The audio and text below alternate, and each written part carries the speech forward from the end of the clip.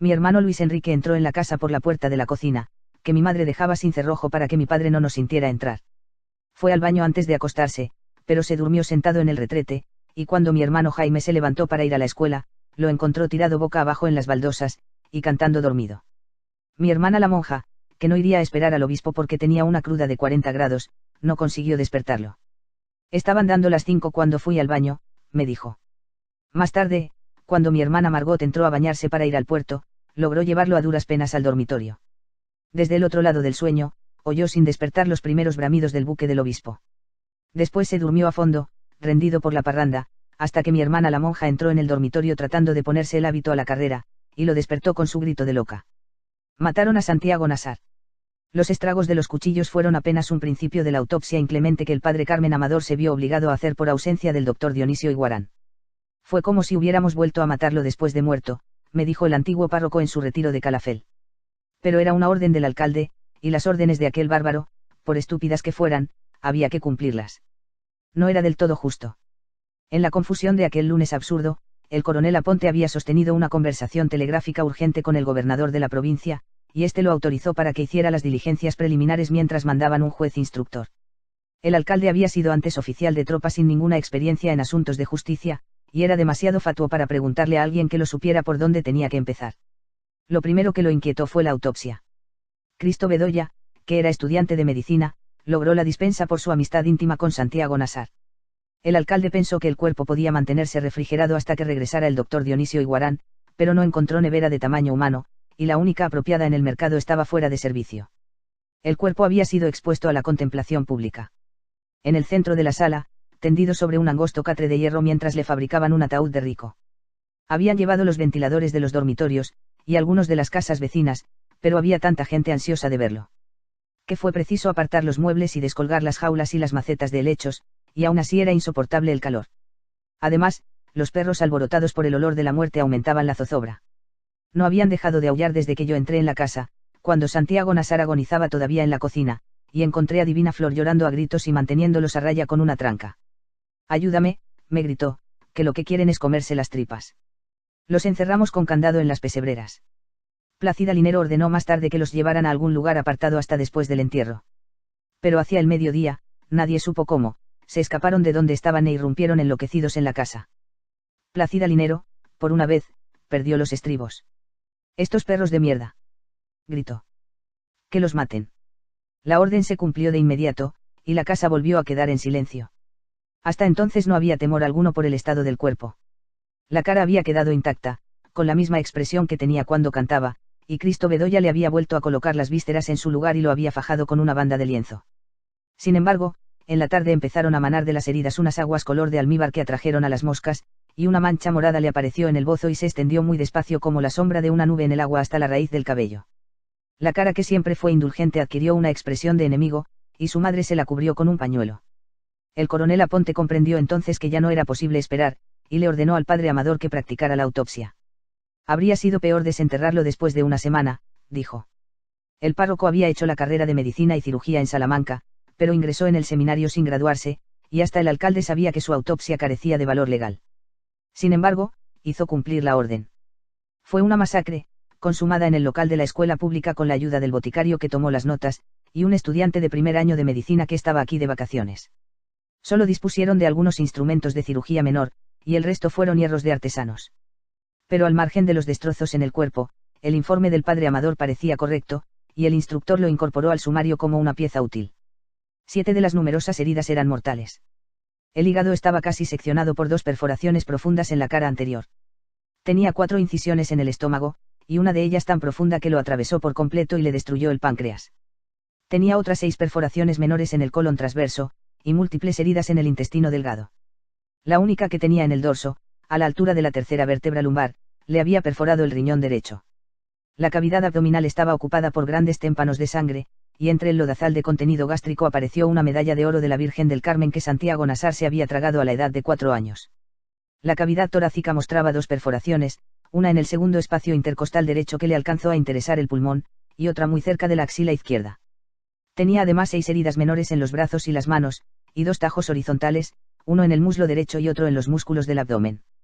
Unía una punzada profunda en la palma de la mano derecha. El informe dice, parecía un estigma del crucificado.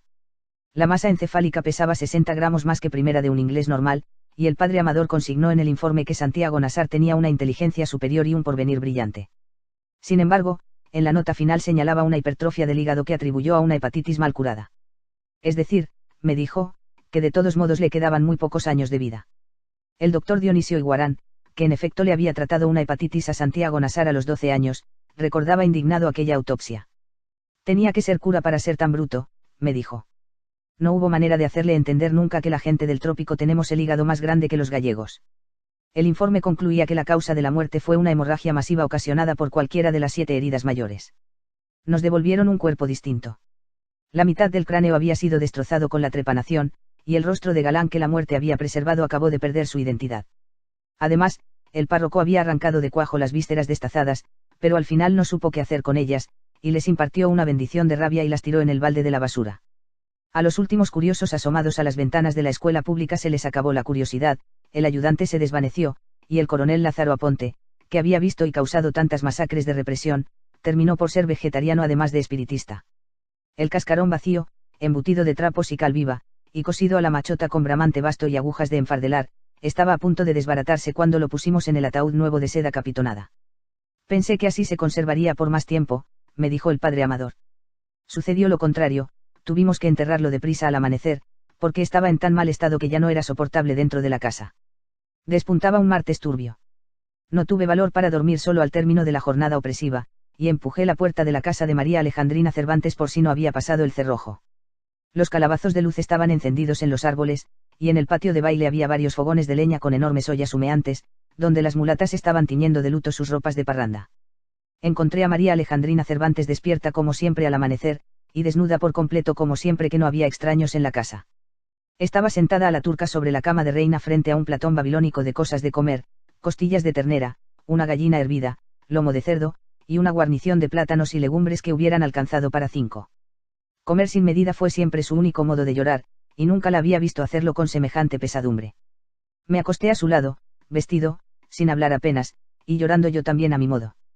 Pensaba en la ferocidad del destino de Santiago Nassar, que le había cobrado 20 años de dicha no solo con la muerte, sino además con el descuartizamiento del cuerpo, y con su dispersión y exterminio. Soñé que una mujer entraba en el cuarto con una niña en brazos, y que ésta ronzaba sin tomar aliento y los granos de maíz a medio mascar le caían en el corpiño. La mujer me dijo, ella mastica a la topa tolondra, un poco al desgaire, un poco al desgarriate. De pronto sentí los dedos ansiosos que me soltaban los botones de la camisa, y sentí el olor peligroso de la bestia de amor acostada a mis espaldas, y sentí que me hundía en las delicias de las arenas movedizas de su ternura. Pero se detuvo de golpe, tosió desde muy lejos y se escurrió de mi vida. No puedo, dijo, hueles a él. No solo yo. Todo siguió oliendo a Santiago Nassar aquel día. Los hermanos Vicario lo sintieron en el calabozo donde los encerró el alcalde mientras se le ocurría qué hacer con ellos. Por más que me restregaba con jabón y estropajo no podía quitarme el olor, me dijo Pedro Vicario. Llevaban 3 noches sin dormir, pero no podían descansar, porque tan pronto como empezaban a dormir se volvían a cometer el crimen. Ya casi viejo, tratando de explicarme su estado de aquel día interminable, Pablo Vicario me dijo sin ningún esfuerzo, era como estar despierto 2 veces. Esa frase me hizo pensar que lo más insoportable para ellos en el calabozo debió haber sido la lucidez. El cuarto tenía 3 metros de lado, una claraboya muy alta con barras de hierro, una letrina portátil, un aguamanil con su palangana y su jarra, y 2 camas de mampostería con colchones de estera. El coronel Aponte, bajo cuyo mandato se había construido, decía que no hubo nunca un hotel más humano. Mi hermano Luis Enrique estaba de acuerdo, pues una noche lo encarcelaron por una reyerta de músicos, y el alcalde permitió por caridad que una de las mulatas lo acompañara. Tal vez los hermanos Vicario hubieran pensado lo mismo a las 8 de la mañana, cuando se sintieron a salvo de los árabes. En ese momento los reconfortaba el prestigio de haber cumplido con su ley, y su única inquietud era la persistencia del olor. Pidieron agua abundante, jabón de monte y estropajo, y se lavaron la sangre de los brazos y la cara, y lavaron además las camisas, pero no lograron descansar. Pedro Vicario pidió también sus purgaciones y diuréticos, y un rollo de gasa estéril para cambiarse la venda, y pudo orinar 2 veces durante la mañana. Sin embargo, la vida se le fue haciendo tan difícil a medida que avanzaba el día, que el olor pasó a segundo lugar. A las 2 de la tarde, cuando hubiera podido fundirlos la modorra del calor, Pedro Vicario estaba tan cansado que no podía permanecer tendido en la cama, pero el mismo cansancio le impedía mantenerse de pie. El dolor de las ingles le llegaba hasta el cuello, se le cerró la orina, y padeció la certidumbre espantosa de que no volvería a dormir en el resto de su vida. Estuve despierto 11 meses, me dijo, y yo lo conocía bastante bien para saber que era cierto. No pudo almorzar. Pablo Vicario, por su parte, comió un poco de cada cosa que le llevaron, y un cuarto de hora después se desató en una colerina pestilente. A las 6 de la tarde, mientras le hacían la autopsia al cadáver de Santiago Nassar, el alcalde fue llamado de urgencia porque Pedro Vicario estaba convencido de que habían envenenado a su hermano. Me estaba yendo en aguas, me dijo Pablo Vicario, y no podíamos quitarnos la idea de que eran vainas de los turcos. Hasta entonces había desbordado 2 veces la letrina portátil, y el guardián de vista lo había llevado otras 6 al retrete de la alcaldía. Allí lo encontró el coronel Aponte, encañonado por la guardia en el excusado sin puertas, y desaguándose con tanta fluidez que no era absurdo pensar en el veneno. Pero lo descartaron de inmediato, cuando se estableció que solo había bebido el agua y comido el almuerzo que les mandó Pura Vicario. No obstante, el alcalde quedó tan impresionado, que se llevó a los presos para su casa con una custodia especial, hasta que vino el juez de instrucción y los trasladó al panóptico de Riohacha. El temor de los gemelos respondía al estado de ánimo de la calle. No se descartaba una represalia de los árabes, pero nadie, salvo los hermanos Vicario, habla pensado en el veneno. Se suponía más bien que aguardaran la noche para echar gasolina por la claraboya e incendiar a los prisioneros dentro del calabozo. Pero aún esa era una suposición demasiado fácil. Los árabes constituían una comunidad de inmigrantes pacíficos que se establecieron a principios del siglo en los pueblos del Caribe, aun en los más remotos y pobres, y allí se quedaron vendiendo trapos de colores y baratijas de feria. Eran unidos, laboriosos y católicos. Se casaban entre ellos, importaban su trigo, criaban corderos en los patios y cultivaban el orégano y la berenjena, y su única pasión tormentosa eran los juegos de barajas. Los mayores siguieron hablando el árabe rural que trajeron de su tierra, y lo conservaron intacto en familia hasta la segunda generación, pero los de la tercera, con la excepción de Santiago Nassar, les oían a sus padres en árabe y les contestaban en castellano. De modo que no era concebible que fueran a alterar de pronto su espíritu pastoral para vengar una muerte cuyos culpables podíamos ser todos. En cambio nadie pensó en una represalia de la familia de Plácida Linero, que fueron gentes de poder y de guerra hasta que se les acabó la fortuna, y que habían engendrado más de 2 matones de cantina preservados por la sal de su nombre.